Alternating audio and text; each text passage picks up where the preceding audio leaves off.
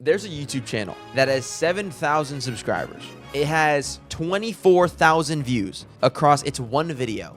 But the channel has so much influence over the future of YouTube. It's Neil's channel. He has a handful of shorts and one long form video. And as the CEO of YouTube, he gets no traction. In this video, he talks about where he's taking YouTube in 2026. And the fact that nobody has covered this at all is crazy to me. But today we're going to listen to Neil, okay? We're going to be the first people on the internet to listen to Neil with open ears, okay? Maybe he has good ideas. Maybe he has bad. Maybe at least he's not paying for bots. True. That's actually true. You know what? It'd be really bad if Neil Mohan was the largest YouTuber on the platform. We're going to have an open ear, and we're going to hope that he has some good ideas for YouTube. What I also want to do is, can Neil make a good YouTube video? He is literally the CEO of YouTube. Can he keep us entertained for 9.5 minutes? Like and subscribe. That's how you started it, Neil? That was the start of the video, Neil? They grabbed your attention though, only because it's bad. Give it a super like.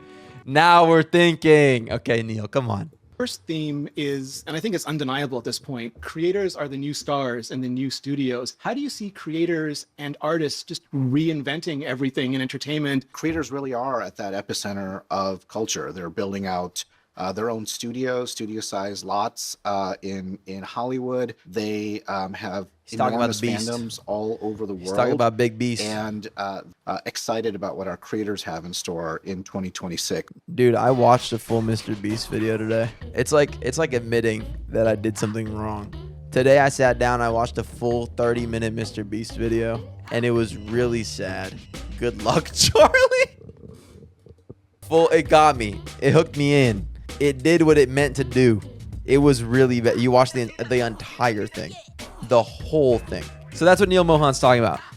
I guess the first point he's making is that more creators are going big. I think it's split because I keep getting vlogs and cozy stuff. Exactly. That's what I was going to say.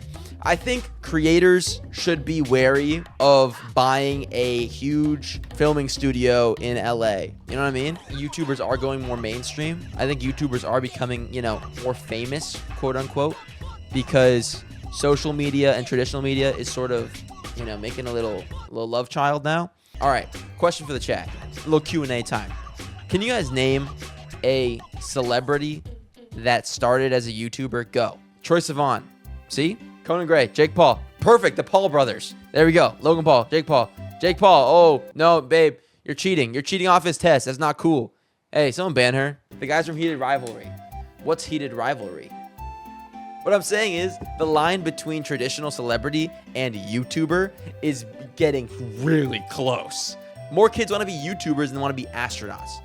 And I think the way they're going to get there is by having small indie budgets, sort of like, Emma Chamberlain, and not be this big production company like Mr. Beast. So I think, the top 1%, 100% is going more Hollywood, Neil. But I don't think that's everyone. I don't think that's the majority of your platform, which I think you should be talking about and focusing on. I think close to like B-list celeb, though I think the level that anyone in the MCU/mainstream A-list has global reach, whilst I think that YouTube are for the most part regional to their greater/local language group.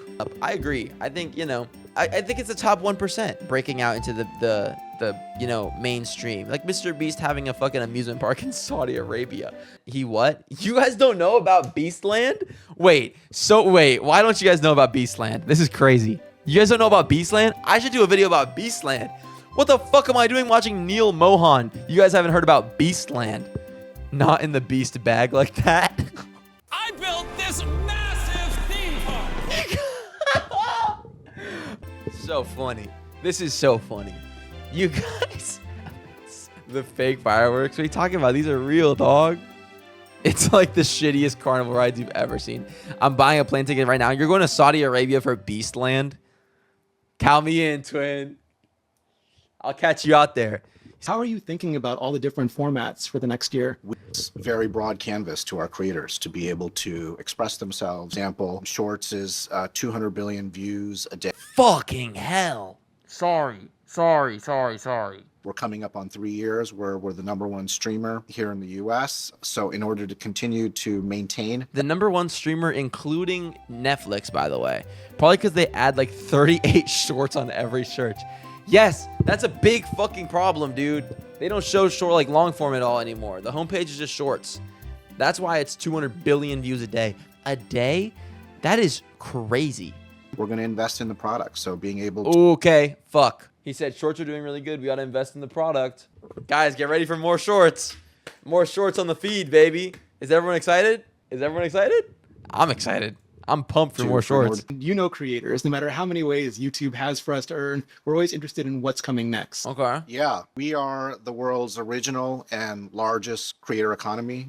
True. We intend to remain that way. I'm incredibly proud of the fact that over the last 4 years, that we've paid out over $100 billion to creators. And I'm making jack? Well, that actually makes sense. But holy shit. Dude, that is crazy. And I haven't gotten 1 cent. Twin, thank you. We need to fight. We need to unionize. We need to fight for the creator the lower class. That is a core part of what we do here at YouTube, to make it so that creators who depend on us for a living, that we take that responsibility incredibly seriously. what's new? And we continue to deliver. Shopping is a big priority, to make it so that YouTube is the best place for viewers and shoppers. He's talking about YouTube integrated shopping. Have you ever watched a YouTube video and underneath like right above the description, it's like a merch shelf?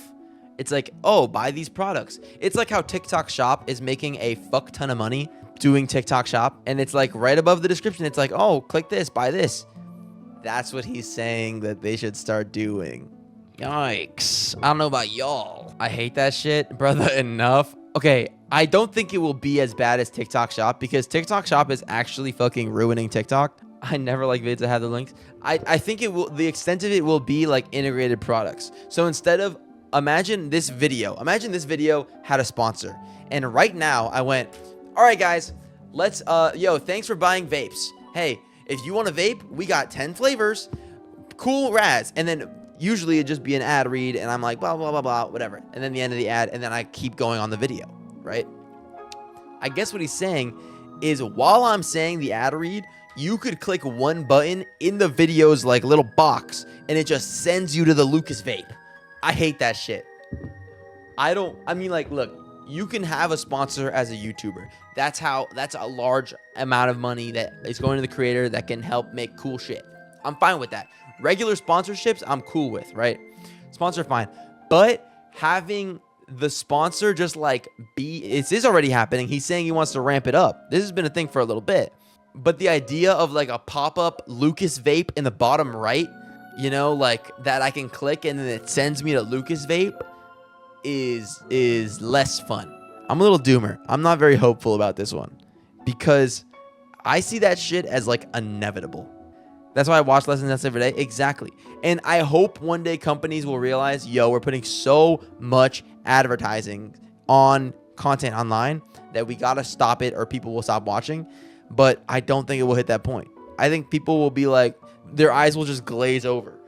But Neil wants to entrepreneurize on this. Neil sees gold in them their hills. Mm-hmm. So creating tools that make it easier for brands and agencies to be able to find the creators that are going to grow their businesses, and also creating a portfolio of tools for creators, the ability to easily add a link to shorts, for example, to drive to a product. Or I was into what he was saying for half of that.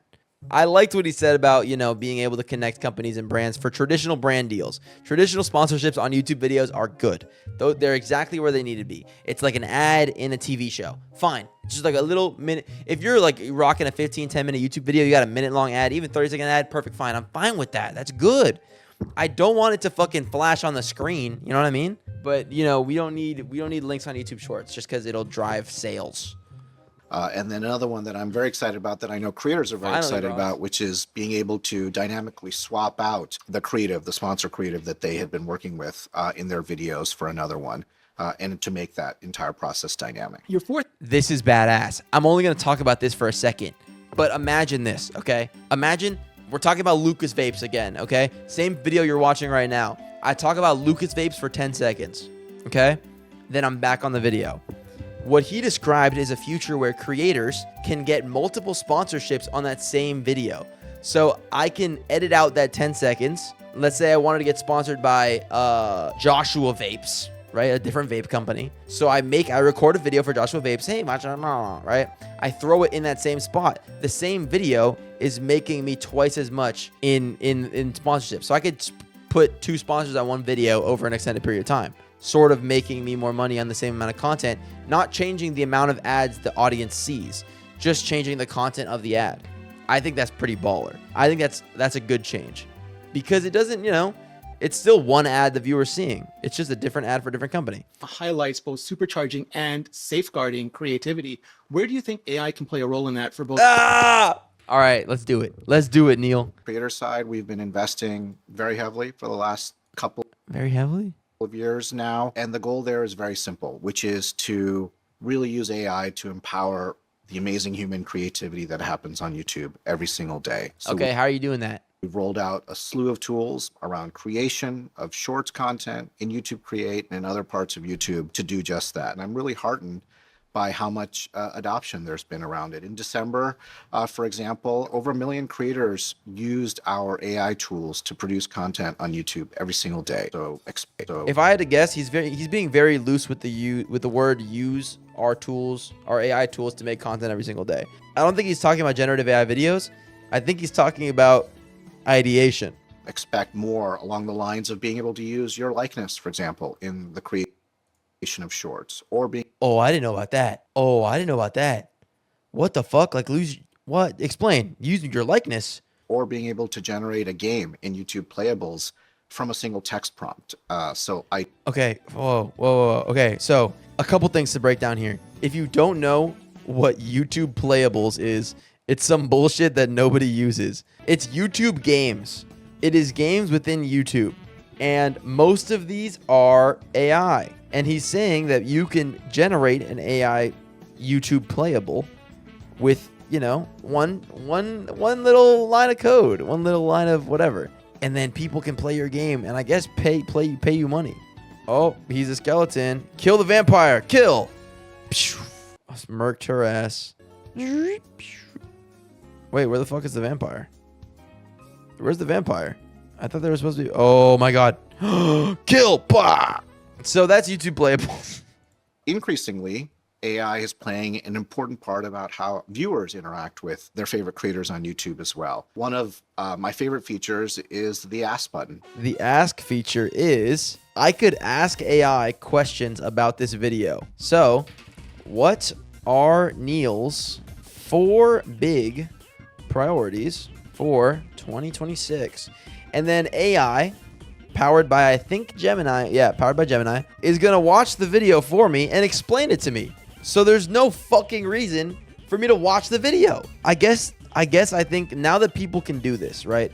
Now that people can do this, I think it puts an emphasis, especially if people start using it more, on the entertainment value of a YouTuber that you really can't create with AI. Has unlocked incredible creativity, but it's also created some new risks. How is YouTube going to help manage creators' likeness, for example? I've talked about this capability called likeness detection, being able to give that type of control directly to the people who own that likeness, whether it's their face or their voice. Content detection, I guess, is pretty good on YouTube. So I guess that's I don't know if I would call it a dub. It's a dub. It's better than nothing, but it's not. We got to see it we got to see it in motion first, I guess. Where people may not be able to tell what's real or not anymore. That's a good question. I need a watermark on what's AI or not, dude. I'm going to get caught in the future. It's going to be bad. They're going to show me some fucking news clip and it's fully AI and I'm going to be like 35. And by that time, it's going to be insanely good. And I'm going to be like, yo, that's crazy. That really happened? I'm going to believe it. How are you thinking about that? These tools are amazing. As we've talked about, I think they're going to unleash an enormous amount of creativity, but they can also be used by bad actors. And so our approach is really a three-pronged approach. First is we are going to continue to lean into transparency. Any content, whether it's produced using AI tools or not, is subject to our community guidelines. Also, focus on, the proliferation of low-quality content,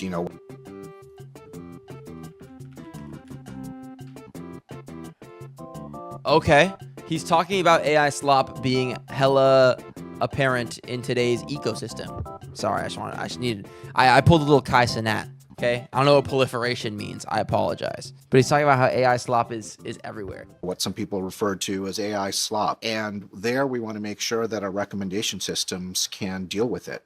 Oh. And we're going to treat it based on our track record of being able to do that around things like clickbait, low quality, repetitive content. You should expect to see a lot more investment from YouTube. He's gonna nerf AI slop in the algorithm.